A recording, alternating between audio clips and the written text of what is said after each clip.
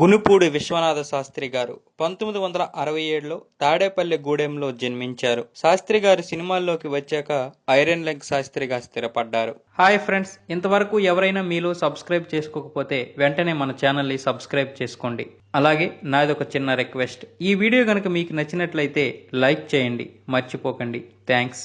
శాస్త్రి గారికి ఇద్దరు అన్నయ్యలు, ఇద్దరు అక్కలు ఉన్నారు. అందరికంటే శాస్త్రి గారే చిన్న కావడంతో బాగా అల్లారు ముద్దుగా పెంచారు. ఆయన బొద్దుగా ఉండడం వలన అందరూ ముద్దుగా చూసుకునేవారు.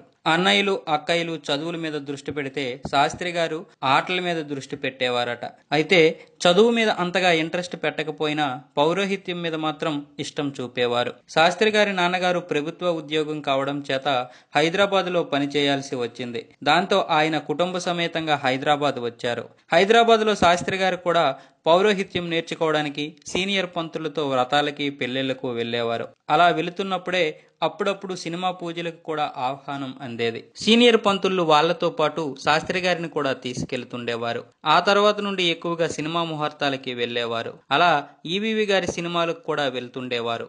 ఒకరోజు ఈవీవి గారు పూజ చేసుకుంటున్న విశ్వనాథ శాస్త్రి గారిని చూసి, అతని శరీర తత్వాన్ని చూసి ఇతన్ని ఏదైనా కామెడీ సీన్ లో పెట్టి కామెడీ పండించవచ్చేమో అనుకున్నారు. ఆ రోజు ప్రేమ ఖైదీ మూవీ కోసం పూజ చేశారు. ప్రేమ ఖైదీ సినిమాలో హీరోయిన్ పెళ్లి సీన్ లో ఆ పెళ్లి ఆగిపోవాలి. ఐరన్ లెగ్ కాలు పెడితే ఆ పెళ్లి ఆగిపోతే ఎలా ఉంటుంది అన్న కోణంలో ఆలోచించి అందులో విశ్వనాథ శాస్త్రి గారిని ఐరన్ లెగ్ పాత్రలో నటింప చేయమని అడిగారు. శాస్త్రి గారు కూడా చేయడానికి చాలా ఉత్సాహం చూపించారు. అందులో బ్రహ్మానందానికి శిష్యుడిగా నటించారు. అది చాలా చిన్న పాత్ర. అందులో బ్రహ్మానందానికి శిష్యుడిగా నటించాడు. 1990లో విడుదలైన ప్రేమ ఖైదీ బ్లాక్ బస్టర్ హిట్ అయింది. అయితే శాస్త్రి గారికి పెద్దగా గుర్తింపు అయితే రాలేదు. ప్రేమ ఖైదీ సినిమా హిట్ అవడంతో ఈవీవి గారికి అవకాశాలు వచ్చాయి. రాజేంద్ర ప్రసాద్ని హీరోగా పెట్టి అప్పుల అప్పారావు అనే సినిమా ప్లాన్ చేశారు. అందులో బ్రహ్మానందం, శాస్త్రి గారి కాంబినేషన్లో కొన్ని సీన్స్ క్రియేట్ చేశారు. అందులో కూడా శాస్త్రి గారికి ఐరన్ లెగ్ పాత్ర ఇచ్చారు. అతను ఎక్కడ అడుగు పెడితే అక్కడ ఏ పనైనా సరే నాశనం అయిపోయేలా క్రియేట్ చేశాడు. ముఖ్యంగా ఐరన్ లెగ్ పాత్రకి, ఆ సినిమా కథకి ముడి కూడా పెట్టేశారు. బ్రహ్మానందం, శాస్త్రి గారి కాంబినేషన్లో వచ్చిన ప్రతి సీను నవ్వు తెప్పిస్తుంది. 1991లో వచ్చిన అప్పుల అప్పారావు కూడా బ్లాక్ బస్టర్ హిట్ కొట్టింది. అందులో ఐరన్ లెగ్ శాస్త్రి పాత్ర కూడా బాగా పాపులర్ అయింది. దాంతో అప్పటి నుంచి ఐరన్ లెగ్ అని పిలవడం మొదలు పెట్టారు శాస్త్రి గారిని. శాస్త్రి గారు ఎక్కడ కనబడినా ప్రజలందరూ గుమికూడి ఆయన్ని చూసేవారు. అది శాస్త్రి గారికి బాగా నచ్చింది. ఆ వెంటనే దాసర గారు వెంకన్నబాబు సినిమాలో మంచి పాత్ర ఇచ్చారు. అందులో దాసర గారికి అల్లుడుగా నటించారు. మళ్ళీ ఈవీవి గారే అబ్బాయి గారు సినిమాలోను, అలాగే జంబలకిడి పంబ, ఏవండి ఆవిడొచ్చింది సినిమాలలో వరుసగా అవకాశాలు ఇచ్చారు. ఆ 3 సినిమాలు సూపర్ డూపర్ హిట్స్ అయ్యాయి. అయితే అందులో జంబలకిడి పంబ మాత్రం కామెడీ సినిమాల్లోనే ఒక మైలురాయిగా నిలిచిపోతుంది. ఆ సినిమా సృష్టించిన హాస్య భీభత్సం అంతా ఇంతా కాదు. అందులో శాస్త్రి గారిది ప్రత్యేక శైలి. దాంతో శాస్త్రి గారి పేరు మారు మ్రోగిపోయింది. తర్వాత నుండి అవకాశాలు వెళ్ళవ మొదలైంది. రాజేంద్రుడు, గజేంద్రుడు, అలీబాబా అరడజను దొంగలు, ఘరానా అల్లుడు, ఉద్దుబావా తప్పు, ఎం ధర్మరాజు ఎంఏ, కుర్రది కుర్రోడు, మౌనం, మావి చిగురు, తాత మనవడు, అల్లరి పెళ్లి కొడుకు, చిలక్కొట్టుడు, వీడెవడండి బాబు, ఆవిడ మా ఆవిడే, ఆవారగాడు, బద్రి, 16 వంటి సినిమాలు చేసి ఐరన్ లెగ్ శాస్త్రిగా స్థిరపడిపోయారు. శాస్త్రి గారు ఈ 10-11 సంవత్సరాల కాలంలో సుమారు 150కి పైగా సినిమాల్లో నటించారు. అయితే అందులో 90% పైగా సినిమాల్లో ఐరన్ లెగ్ పాత్రలే చాలా మంది దర్శకులు ఇచ్చారు. అప్పటికే శాస్త్రి గారికి వివాహం అయ్యి 2 పిల్లలు కూడా ఉన్నారు. 2001 నుండి శాస్త్రి గారికి అవకాశాలు తగ్గుముఖం పట్టాయి. బ్రహ్మానందం, శాస్త్రి గారి కాంబినేషన్ పోయి బ్రహ్మానందం, గుండు హనుమంతరావుతో పాటు అనేక మంది కాంబినేషన్లో హిట్స్ కొట్టారు. దాంతో శాస్త్రి గారికి పూర్తిగా అవకాశాలు తగ్గిపోయాయి. అలాంటి పరిస్థితుల్లో ఏం చేయాలో శాస్త్రి గారికి అర్థం కాలేదు. 150 సినిమాల్లో నటించినా కూడా ఆయన ₹1 సంపాదించుకోలేదు. దానికి తోడు చాలా మంది నిర్మాతలు ఇవ్వాల్సిన రెమ్యునరేషన్ ఇచ్చేవాళ్ళు కాదు. ఈవెంట్కి పిలిచిన మేనేజ్మెంట్ వారు కూడా ఇవ్వాల్సిన డబ్బులు కాకుండా ఏదో ఒక వస్తువు గిఫ్ట్ రూపంలో ఇచ్చేసి వెళ్ళిపోమనేవారు. అలా ఆయన మంచితనాన్ని అసమర్థతగా తీసుకుని ఎంతో మంది మోసం కూడా చేశారు. అవకాశాలు ఎప్పుడు ఒకేలా వస్తాయి అనుకున్నారు శాస్త్రి గారు. కానీ సడన్ గా అవకాశాలు తగ్గడంతో ఇంటి ఆర్థిక పరిస్థితి దెబ్బతింది. ఆయనకి నటన కాకుండా పురోహిత్యం మాత్రమే తెలుసు. దాంతో ఆయన 2003లో తాడేపల్లిగూడెం వచ్చేసి పూజలు, వ్రతాలు, పెళ్లిళ్లు చేయడం మొదలుపెట్టారు. పిల్లల్ని హైదరాబాద్లో వదిలేసి తన భార్యతో తాడేపల్లిగూడెం వచ్చారు. అయితే ఆయన తాడేపల్లిగూడెం వచ్చాక చాలామంది ఏమనేవారంటే, ఐరన్ లెగ్ శాస్త్రి పని సినిమాల్లో అయిపోయిందిరా అని చాలామంది ఎగతాళి చేసేవారు. కొంతమంది అయితే సినిమాల్లో నటించాడు, ఎక్కువ డబ్బులు అడుగుతాడేమోనని పెళ్లిళ్లకు, వ్రతాలకు, పూజలకు పిలిచేవారు కాదు. మరికొంతమంది పిలిచినా కూడా సినిమాల్లో అవకాశాలు లేకే వచ్చాడు కదా అని చాలామంది దాన్ని అదునుగా భావించి చాలా తక్కువ డబ్బులు ఇచ్చేవారు. కొంతమంది మాత్రం బాగానే ముట్టజెప్పేవారు. అయితే పెళ్లిళ్ళకి, పేరంటాలకి వెళ్లిన శాస్త్రి గారు ఆ లొకేషన్లో చాలామంది ఆయన్ని ఐరన్ లెగ్ వచ్చాడు, ఏమవుతుందో అనుకునేవారట. ఆ మాటలు ఆయన చెవుల్లో పడుతున్నప్పుడు చాలా బాధపడేవారు. ఐరన్ లెగ్ అనే పేరు ఆయనకి ఎంత మేలు చేసిందో అంతకంటే ఎక్కువ కీడు కూడా చేసింది. ఒకసారి శాస్త్రి గారు బెంగళూరు నుండి హైదరాబాద్ వస్తున్నప్పుడు బస్సు ప్రయాణం చేశారు. ఆ బస్సు 2 సార్లు మార్గం మధ్యలో ఆగిపోయిందట.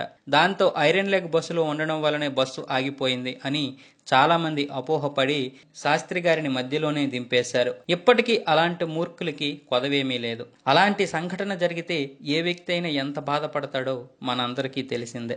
అలాంటి సంఘటనలే సినీ పరిశ్రమలో కూడా కోకొల్లలుగా జరిగాయి ఆయన జీవితంలో. తాడేపల్లిగూడెంలోనూ జరిగాయి. ఆ మనోవేదనే ఆయనలో ఎక్కువగా ఉండేది. ఆయనకి స్నేహితులు కూడా పెద్దగా ఉండేవారు కాదు. అలాగే అతను కూడా పెద్దగా ఎవరితో కలిసేవారు కాదు.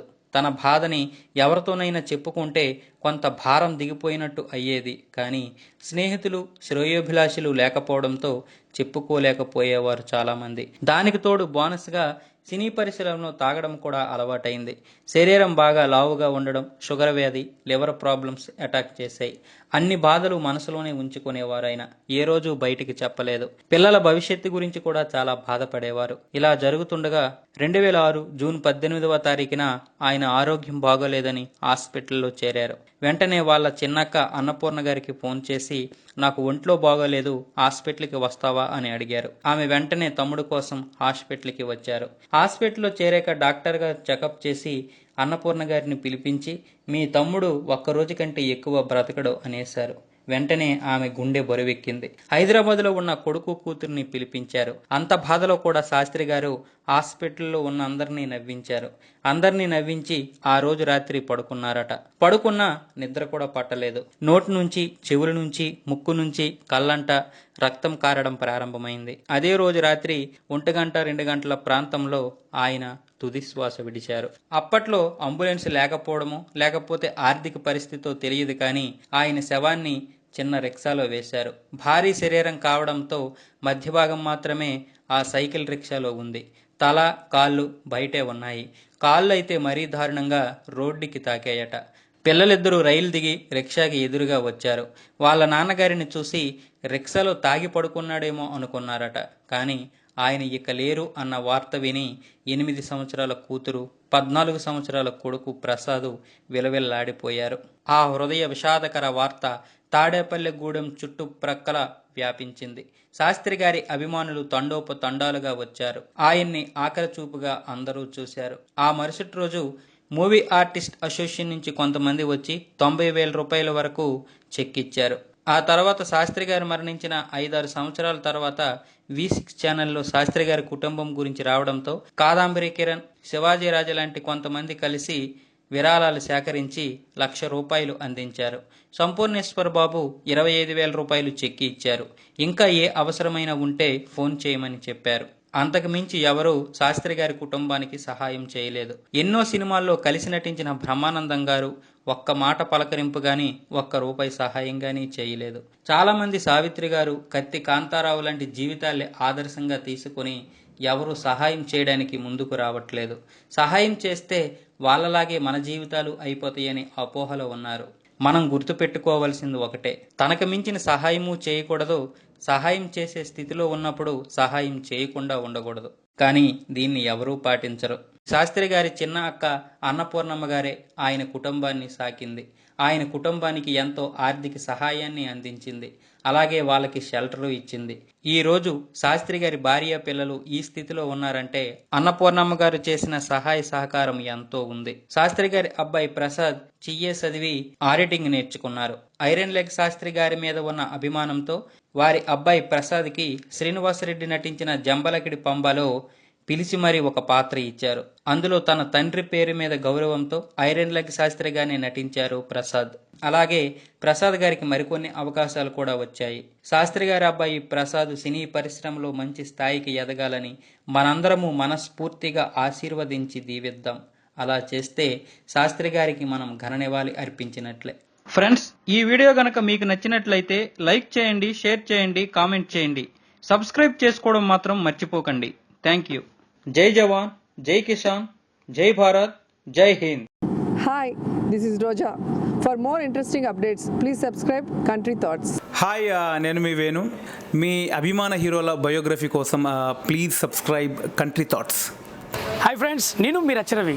ఫ్రెండ్స్, మీకు ఇంట్రెస్టింగ్ వీడియోస్ కోసం please subscribe Country Thoughts. Hi అండి, నేను మీ Fun Bucket Bharath. Please subscribe to Country Thoughts. Hi friends, నేను మీ దేవేనాని.